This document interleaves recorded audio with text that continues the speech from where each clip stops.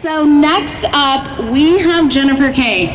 And Jennifer was actually, she reminded me, endorsed by Moms for Liberty as a candidate.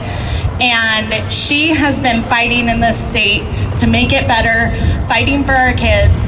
And she has so much to tell you. I got a little sneak peek from Joey, and I'm so excited. So Jennifer, thank you for coming.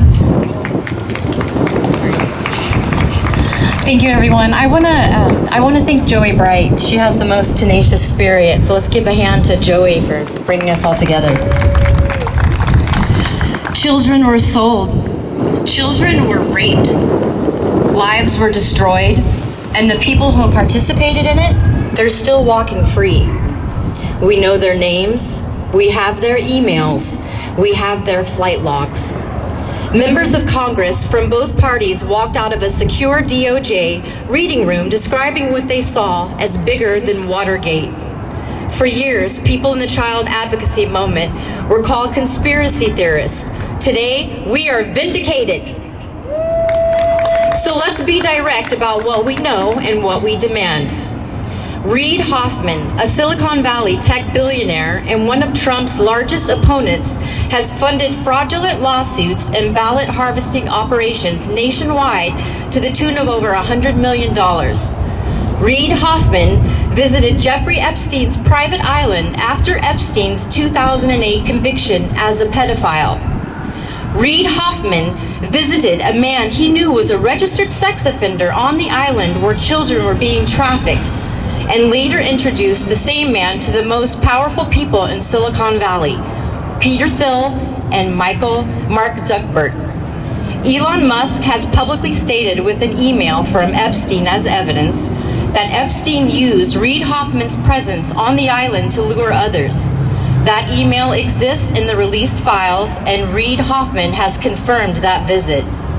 There is no ambiguity here, only the absence of accountability. Reid Hoffman donated heavily to nonprofits that contributed $620,000 to a legal defense fund for Fusion GPS, the opposition research firm that created and debunked the Steele dossier.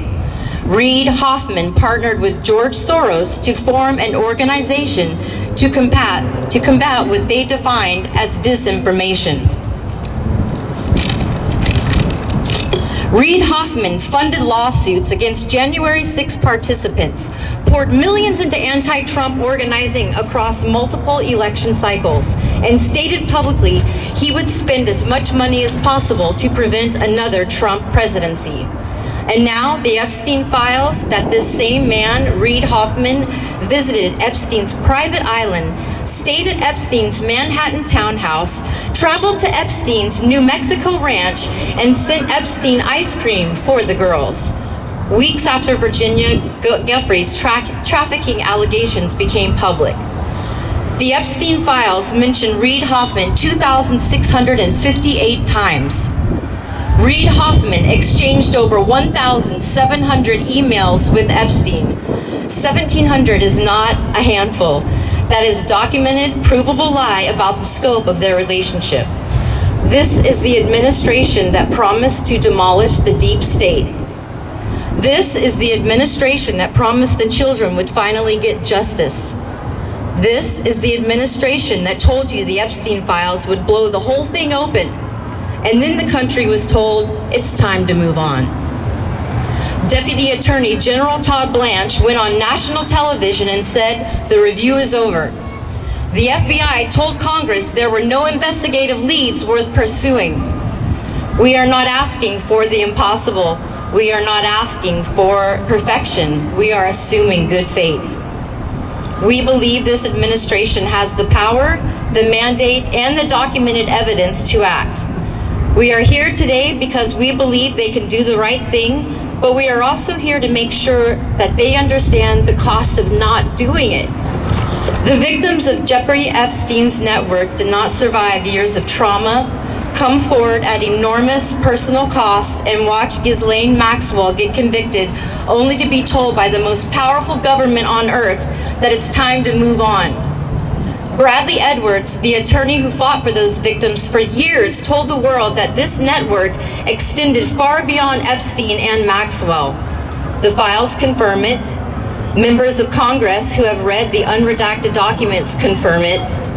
The arrests happening in Europe while America says, move on, confirm it. Justice is not a political calculation. Justice is not a midterm strategy. Justice is not something that you just move on from. Justice is what we owe the children who never got to move on at all. And in closing, I just want to piggyback off the last thing that the governor said here, running for governor. What's his name again, sir? Herms. Remember, Satan is the author of confusion, and remember that. Thank you.